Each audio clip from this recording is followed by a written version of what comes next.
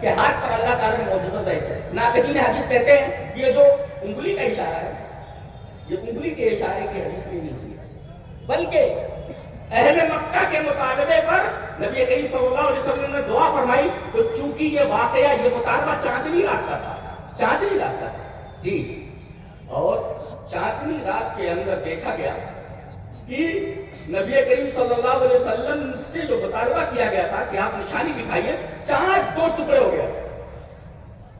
گویا ایک حصہ ایک طرف چلا گیا اور دوسرا حصہ دوسری طرف چلا گیا، اور بیچ میں ان لوگوں نے حرا کی پہاڑی کو دیکھا. حتی رأو حراء بینہما، یعنی ایک ٹکڑا چاند کا ایسا لگا کہ اسے پھٹ گیا ہے، اور ایک ٹکڑا جبل ابو قبیس کے پہاڑ کے اوپر چلا گیا، اور دوسرا ٹکڑا جبل قیان کے اوپر پہنچ گیا، اور بیچ میں وہ جو حرا کا پہاڑ دکھ رہا تھا. اب دیکھیں کہ یہاں پر آپ کو چاند پر پہنچنے کی بات کر رہے ہو، اور اب گئے ہیں ہمارے نبی پر اللہ تبارک و تعالیٰ نے آپ کے ہاتھ سے ایسا معجزہ ظاہر کیا کہ آج سے 1400 سال پہلے چاند سے پھاڑ دیا تھا. یہ چاند پھٹ گیا.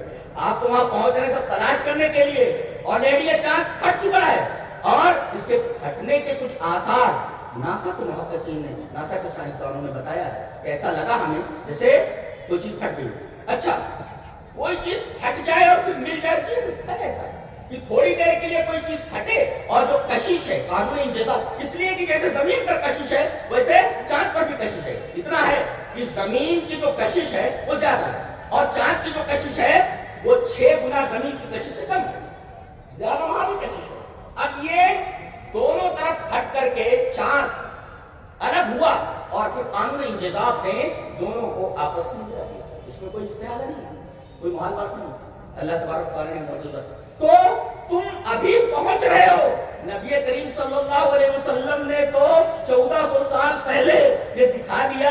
یہ دیکھو چاند پھٹ رہا ہے، الگ ایک حصہ جا رہا ہے اور ایک حصہ اس طرف جا رہا ہے، اور بیچ میں حرا کی پہاڑی دکھائی دے رہی ہے. اور یہ حدیث تقریباً 10 صحابہ کرام سے مروی ہے جی. اور بعض لوگوں نے کہا ہے کہ یہ حدیث متواتر ہے، تواتر کے ساتھ ثابت ہے کہ چاند پھٹ چکا ہے جی، چاند پھٹ چکا ہے. اور اس سے بڑی بات قرآن حکیم کہتا ہے تم کہاں تک پہنچے؟ چاند تک پہنچو، میرا نہیں کہاں پہنچا. اور عجیب بات ہے، جو سواری کا نام ہے براق. تمہارے پاس ایندھن کیا ہے؟ ہوگا تیل ویل کچھ ہے جو چندریان میں لگایا گیا، لیکن فرمایا گیا سبحان الذی اسری بعبدہ لیلا من المسجد الحرام الى المسجد الاقصی.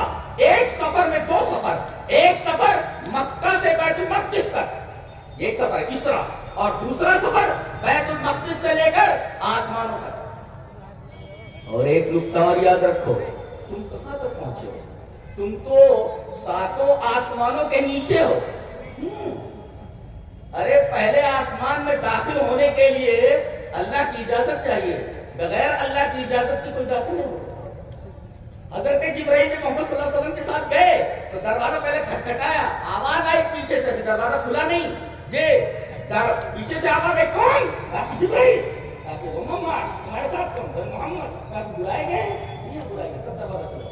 بتائیے، فرشتے سے پوچھا جا رہا ہے کہ کون ہو تم؟ بولے جبرائیل ہوں. انہیں اپنا تعارف کرنا پڑا، وہ جو کھڑے ہوئے دروازہ کھولنے کے لیے، اور پوچھا جا رہا ہے یہ کون ہے تمہارے ساتھ؟ کون؟ بولے محمد ہے صلی اللہ علیہ وسلم. کیا بلائے گئے؟ بلائے گئے، تب دروازہ کھلا. ارے جب فرشتہ بغیر اجازت کے داخل نہیں ہو سکتا تو تم پہلے آسمان میں کیسے داخل ہو سکتے؟ 7 آسمان کے پہلے آسمان میں داخل نہیں ہو سکتے تو تم کہاں گئے؟ سیاروں پر گئے. اور یہ سارے کے سارے ستارے، یہ سارے کے سارے سیارے، سب یہ جو پہلا آسمان ہے اس کے نیچے ہے سب. ابن عباس رضی اللہ تعالیٰ عنہ کی وہ روایت اور وہ اثر سراج منیر والے علامہ شربینی لائے ہیں، وہاں ابن عباس رضی اللہ تعالیٰ عنہ ان النجوم قنادیل معلقۃ بین السماء والارض بسلاسل من نور. ابن عباس کو بھی اللہ تبارک و تعالیٰ نے کیا قرآن حکیم کی فقاہت اور قرآن حکیم کا فہم عطا فرمایا تھا. کہتے ہیں کہ یہ تمام کے تمام ستارے یہ لٹکی ہوئی لالٹینیں ہیں. لٹکی ہوئی تندین والی لالٹین، لٹکی ہوئی تندینیں ہیں، بین السماء والارض، آسمان دنیا یعنی پہلے آسمان اور زمین کے درمیان یہ سب کے سب ستارے یہ لٹکے ہوئے ہیں اور بندھے ہوئے ہیں بسلاسل من نور، نور کی زنجیروں سے بندھے ہوئے ہیں. اور نور کی زنجیروں کی تفسیر سائنسداں کیا کہتے ہیں؟ کشش.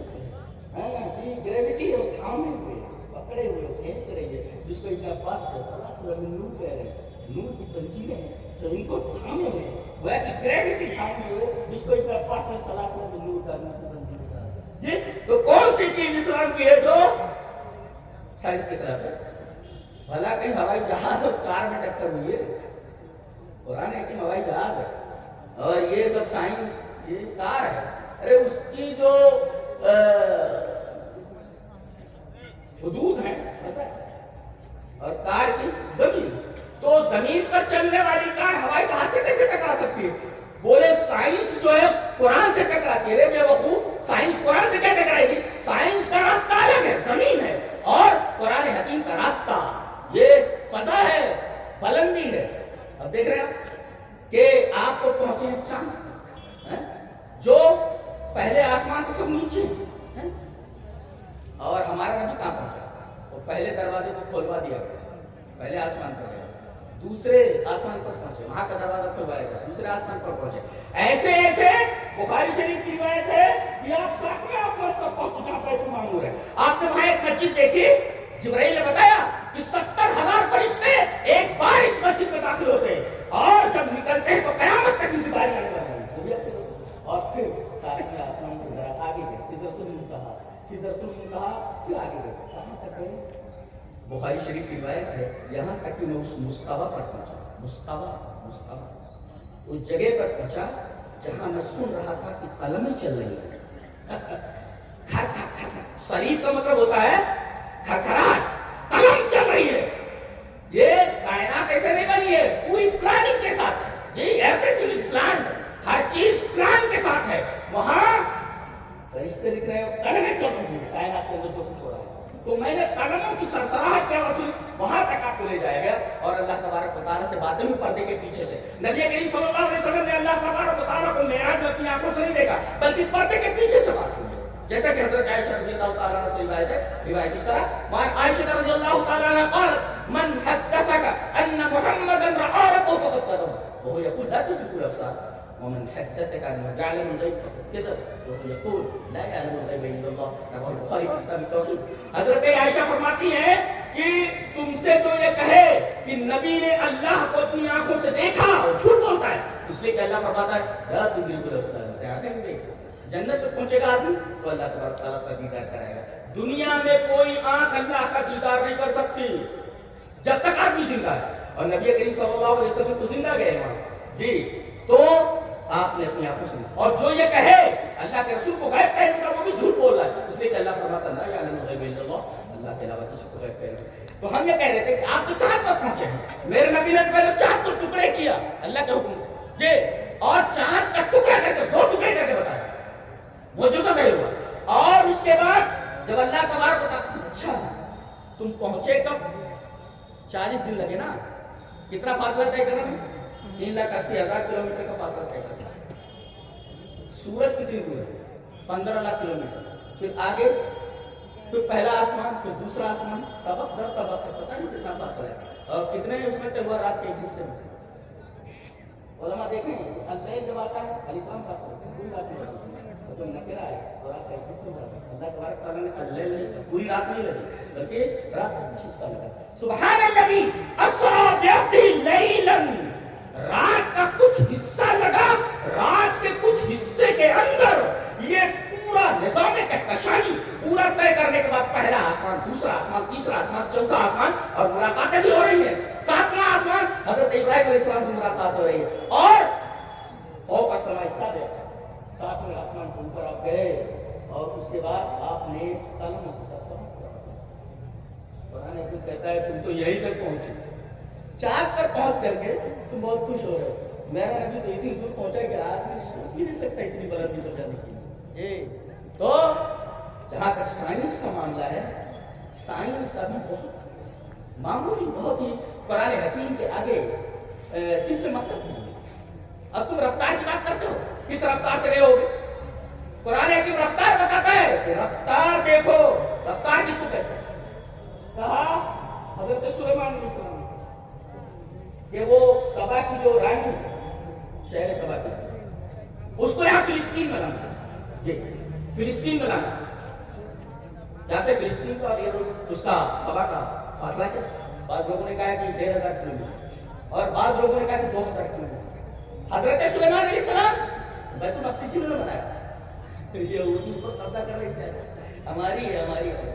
تو نبی کریم صلی اللہ علیہ وسلم نے جو وہاں نماز پڑھا کی، مسلمان کا قبلہ ہے، پہلا قبلہ وہی تھا، جی ہماری ہے وہ، ہماری ہے وہ مسجد، تمہاری کیسے؟ تم تو مغصوب علیہم ہو، تمہاری اوقات کیا ہے کہ تم اس مسجد کو کہو کہ ہماری مسجد ہے؟ تم تو مغصوب علیہم ہو۔ تو نبی کریم صلی اللہ علیہ وسلم پہلے مکہ سے بیت المقدس، یہ زمین سے زمین کا سفر ہے، پھر اس کے بعد بیت المقدس سے آسمان کے ساتھ اتنی بلندی پر جا سکتا ہے اللہ۔ اور ایک نکتہ اور جانتے ہیں، اس بلندی کے اوپر سب سے اہم چیز کیا دی گئی؟ نماز۔ اور پہلے اس بلندی کے موافق 50 وقت کی تو حضرت موسیٰ علیہ السلام کا احسان جائے کم کرو گے، یہ کرو، مجھے امت کا بڑا تجربہ ہے، 50 وقت کی نماز 5 وقت نہیں پڑھ پاتے ہیں، 50 وقت کیا پڑھیں؟ تو بار بار جاتے رہے، تو 5 ہو گئی، 0 جو ہٹ گیا تب بھی کہہ رہے کہ حضرت موسیٰ جائیے تھوڑا اور کم کر رہی ہے۔ صبح کی اور شام کی ہو جاتی نا تب بھی نہیں پڑھتا تھا، 2 وقت نبی کریم صلی اللہ علیہ وسلم ہمارا 0 ہٹ گیا، اب مجھے اللہ کے پاس جاتے ہوئے شرم ہوتی ہے، اللہ اب اللہ کے پاس جاتے ہوئے 45 مائنس ہو گئے، 5 بچے، پھر بھی موسیٰ کہہ رہے تھے جاؤ، اتنا بڑا احسان ہے حضرت موسیٰ علیہ السلام۔ اسی وجہ سے آپ دیکھیے کہ جب بھی بات آتی ہے تو عیسیٰ کا تذکرہ نہیں ہوتا، کسی اور نبی کا تذکرہ نہیں ہوتا، اسی نبی کا تذکرہ ہوتا۔ لو پتہ لکم موسیٰ، اگر موسیٰ آج آ جائے اور تم مجھے چھوڑ کر ان کی پیروی کرنے لگو تب بھی گمراہ ہو جاؤ گے۔ کیوں؟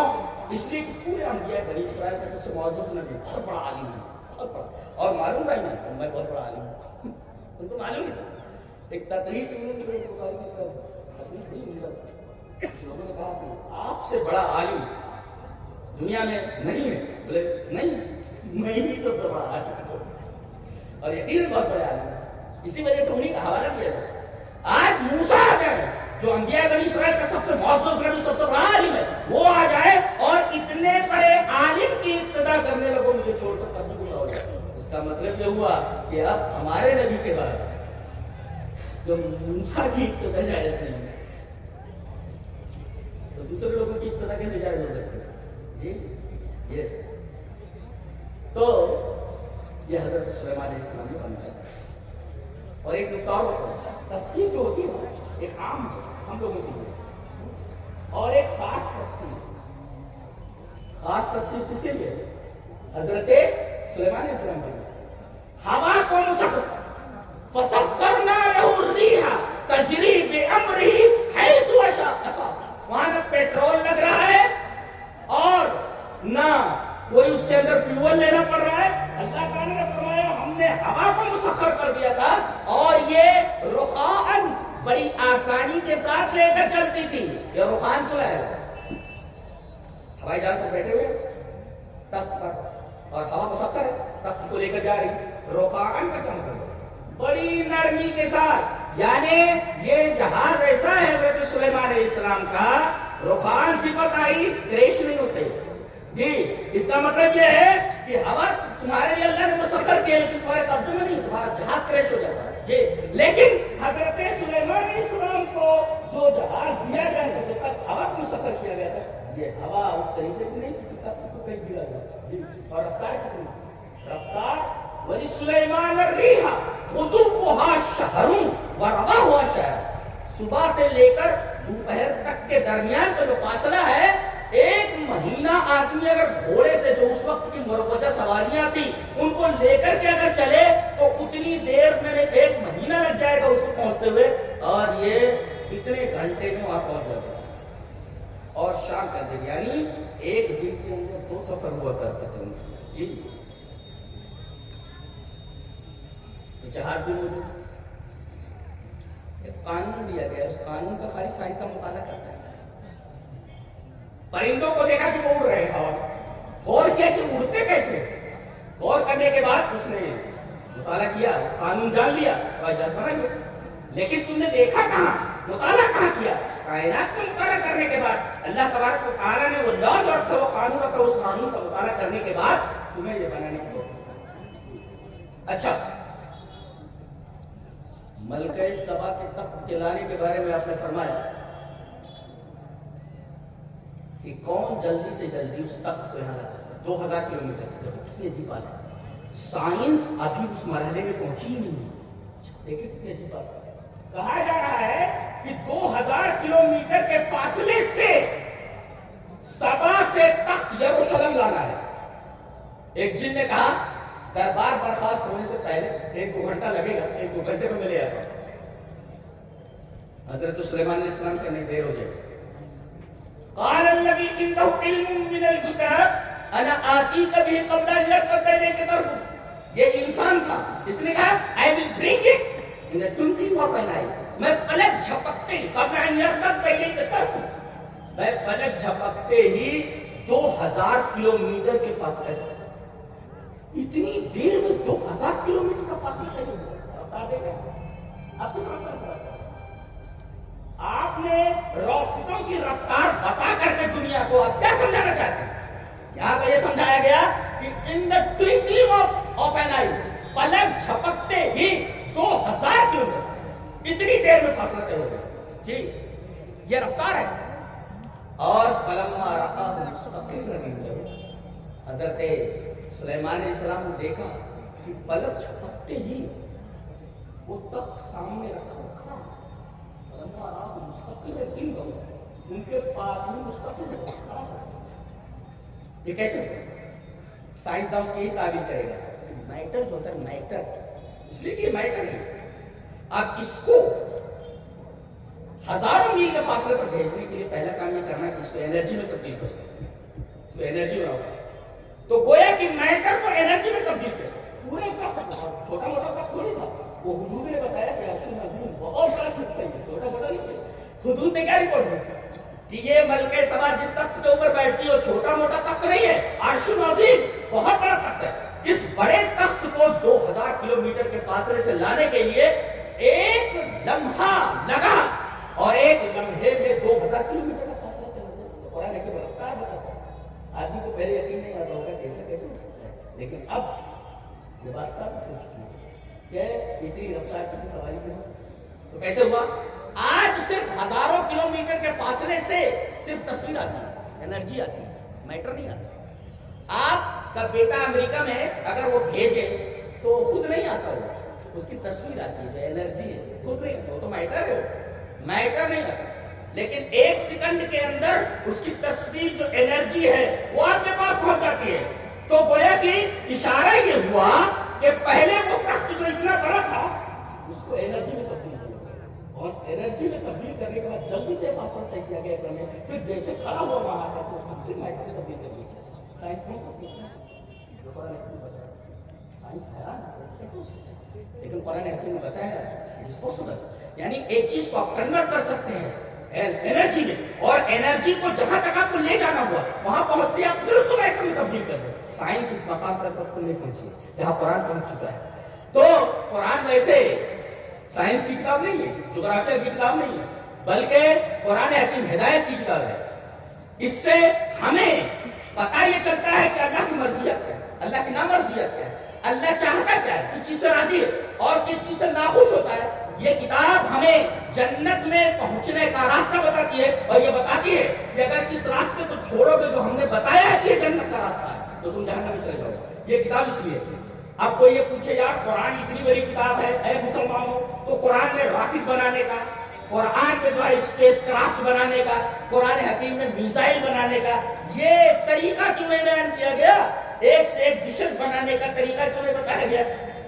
اس کا جواب یہ ہے کہ اللہ تبارک تعالیٰ بار بار کہتا ہے کسی چیز کو بیان کرنے کے بعد افلا تعقلون، کیا تمہارے پاس عقل نہیں ہے؟ اس کے بعد اس کا مطلب یہ ہوا کہ جو چیز نہیں بتائی گئی وہ تمہارے عقل میں فیڈ کر دی گئی، یہ فیڈ کر دی گئی. تو جو چیز فیڈ ہے تمہارے دماغ میں، تمہارا دماغ وہ کام کر سکتا ہے، قرآن میں اس کے ذکر کرنے کی ضرورت ہی نہیں، اس لیے وہ چیز تمہارے دماغ میں فیڈ ہے، تمہارا دماغ وہ کر سکتا ہے۔ لہٰذا قرآن ہے کہ نہیں بتایا اب مرنے کے بعد کیا ہوگا کیسے بتائے گا؟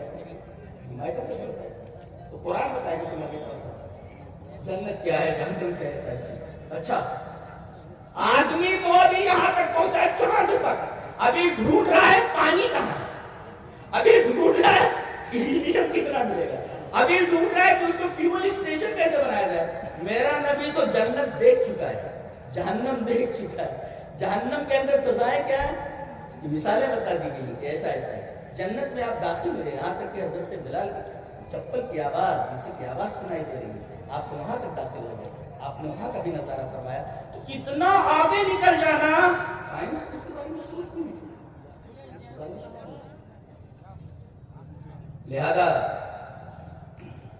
قرآن حکیم اگرچہ سائنس کی کتاب ہے، لیکن اس میں تقریباً 1000 آیات کے اندر سائنسی حقائق کی طرف اشارہ ہے، سائنٹیفک فیکٹ کی طرف اشارہ ہے۔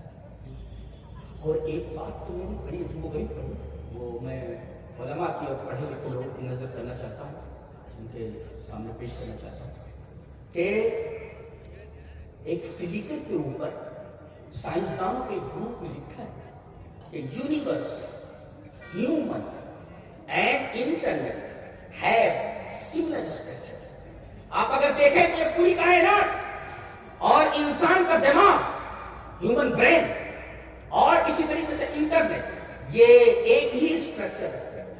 اور پھر مثال دیتا ہے کہ ایک ہی اسٹرکچر کیسے ہے، کہتے ہیں کہ ایک تصویر لی گئی ہے نظام کہکشائی کی، جس میں کروڑوں سیارے اور ستارے ہیں، تصویر ایک طرف رکھی، یہ تصویر کائنات کی خلائی دوربین سے تصویر لی گئی پوری کائنات کی، نظام کہکشائی ایک طرف رکھی، اور پھر انسانی برین کی تصویر لی گئی، جی انسانی برین، اور یہ پورے یونیورس کی تصویر ایک طرف اور انسانی برین کی تصویر ایک طرف، دونوں کو سائیڈ بائی سائیڈ رکھ دیا۔ اس کے بعد سائنسدان سوال کرتا ہے، can you tell which image of a brain cell and which is of the cosmos? Probably not. Though one is only micrometers wide and other is billions of light years across. یہ تفسیر ہے، سوال ہے، سوال کیا ہے کہ یہ دیکھو دونوں تصویریں، یہ کائنات کی تصویر ہے یونیورس کی، اور یہ انسانی دماغ کی ہے۔ اب بتاؤ کہ کون سی تصویر کائنات کی ہے؟ Which images of cosmos؟ کائنات کی تصویر کون سی ہے اور انسانی دماغ کی تصویر کون سی ہے؟ بتاؤ، بتا ہی نہیں سکتے، اس لیے کہ دونوں تصویریں کیسے؟ پتہ یہ چلا کہ جس نے کائنات کو بنایا اس نے انسان کو بنایا، دونوں کا خالق ایک ہی ہے۔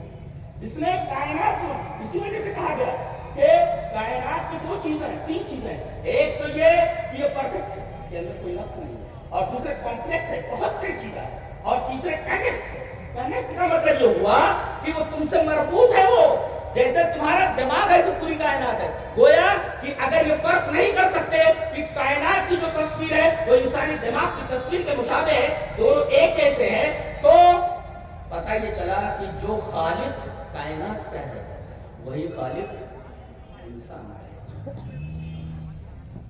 تو تم صرف کائنات کا مطالعہ کر کے اللہ کو کیوں بھول گئے؟ یہ سوال کیا گیا ہے سائنسدانوں کی طرف سے کہ جب دونوں تصویروں میں فرق نہیں کر سکتے، اس کا مطلب جو کائنات کا بنانے والا اس کا جو کریٹر ہے وہ بینی ہیومن بینگ، انسان کا جو کریٹر ہے، دونوں پہلو دونوں خالق ایک ہی بنا۔ یہ اللہ تبارک و تعالیٰ کے وجود کی بھی دلیل ہے، اور اللہ تبارک و تعالیٰ کے ایک ہونے کی دلیل ہے، اور اس بات کی بھی دلیل ہے کہ اللہ تبارک و تعالیٰ ہی عبادت کے لائق ہے، کائنات کی کوئی شے عبادت کے لائق ہے۔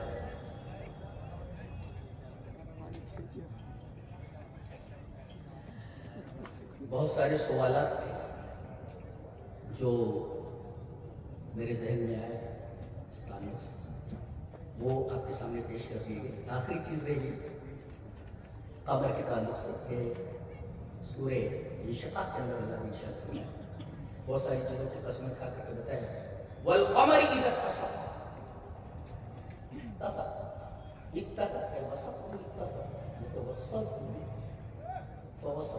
میں نے جوڑا تو جو نہیں وسط کس کو بولتے ہیں؟ ایک پیمانے کو بولتے ہیں، اس میں مقدار معین آتا ہے 60 سا کا ایک وسط ہوتا ہے جی. تو گویا کہ 60 سا ایک مقدار ہے جو اس میں وسط ہے. ایسے ہی چاند جب اپنی پوری روشنی کے ساتھ مکمل ہوتا ہے بدر کامل ہو جائے اللہ نے بدر کامل فل مون کی قسم کھائی ہے. والقمر اذا اتسق قسم ہے چاند کی جب وہ فل ہوتا ہے اس کی تمام روشنی جمع ہوتی ہے قسم جمع ہوتا ہے. اس کے بعد کہتا ہے چاند کی قسم کھا کے لترکبن طبقا عن طبق. جانتے ہیں اس سلسلے میں بعض علامہ شنقیطی نہیں مانتے کہ کوئی چاند پر جا سکتا ہے. زندہ ہوتے تو پتہ چلتا ہے کہ چاند پر انسان پہنچ چکا ہے جی. انہوں نے کہا کہ چاند پر پہنچ سکتا ہے. اپنی ازور بیان میں لکھا ہے انہوں نے کہ اس آیت کریمہ کا مطلب ہے لترکبن طبقا عن طبق کا معنی یہ ہے کہ وقال ابن مسعود والشعبی وابن عباس في احدى الروايتين وغيره کہ اے لترکبن طبقا عن طبق اے لتصعدن یا محمد سماء بعد سماء حتى وقع ذلك الاسراء. وہ کہتے ہیں کہ لترکبن طبقا عن طبق کا مطلب یہ ہے کہ اے محمد صلی اللہ علیہ وسلم آپ ایک آسمان سے دوسرے آسمان پر چڑھیں گے تو آپ چڑھے پہلے آسمان پر دوسرے آسمان پر دوسرے چوتھے چڑھے آپ حتی وقع ذلک الاسراء معراج میں جو ہو گیا لہذا اس کو آپ دوسرے معنی میں نہیں لے سکتے. لیکن جو سائنس کا اعجاز علمی پر بحث کرتے ہیں وہی قرآن کا ایک اعجاز وہ کہتے ہیں کہ چاند کی قسم کھانے کے بعد یہ کہنا کہ تم طبق سے طبق کی طرف سواری کرو گے وہی مطلب ضرور ہے. اور یہ رائے مرجوح ہے. کون سی؟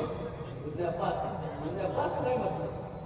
تو لترکبن طبقا عن طبق کا ایک مطلب یہ کہ تم لوگ اچھا اس میں بتایا گیا کہ لترکبن میں ایک تو نون تاکید ثقیل ہے یعنی ضرور بھی ضروری ہوگا اور جب نون تاکید داخل ہو جائے تو مستقبل کی طرف اشارہ ہوتا ہے کہ مستقبل میں یہ واقعہ ہوگا اور نون تاکید بتا رہے یقیناً ہوگا کیا سوال ہے. اچھا طبق سے طبق کی طرف ابھی تو ایک طبق کو چھوٹ جائے جی.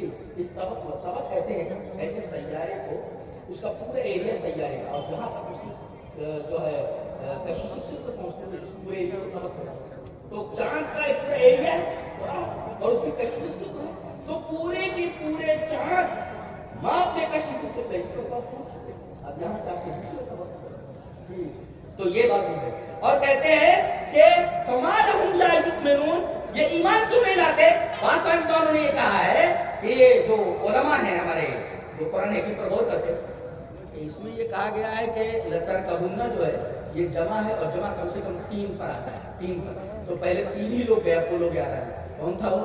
ایک تو نیل آرمسٹرانگ تھا دوسرے میخائیل کولنز تھا اور تیسرے بز ایلڈرن تھا. یہ تینوں کے تینوں پہلے گئے ہیں اپولو 11 کے اندر. لترکبن طبقا عن طبق کئی بار بتایا گیا کہ لترکبن میں کم سے کم جمع 3 پر پڑے گا. پہلے 3 گئے اس لیے کہ فما لهم لا يؤمنون کہتے ہیں ایمان کو ملاتے ہیں تینوں کی طرف گئے دوسرے اشارات. تو قرآن حکیم کو واضح طور پر بتاتے ہیں جب اشارہ کرتے ہیں صرف اس کا مقصد دوسرا ہے ہدایت سائنس بتاتے ہیں لیکن اشارہ کر دیا اگر الفاظ اس کا ساتھ دے رہا الفاظ ملاتے ہیں تو مانا نہیں ہے. یہ چند باتیں تھیں چندریان اور تذکیر کائنات کے بارے میں. اللہ سے دعا کرتے ہیں کہ اللہ تبارک و تعالیٰ ہمیں نیک عمل اور اچھی سمجھ توفیق عطا فرمائے اور ایسا عنوان مت کو کہ لوگ سمجھ میں آئے. اللہ ہمیں نیک عمل اور اچھی سمجھ توفیق عطا فرمائے. واخر دعوانا الحمدللہ. جی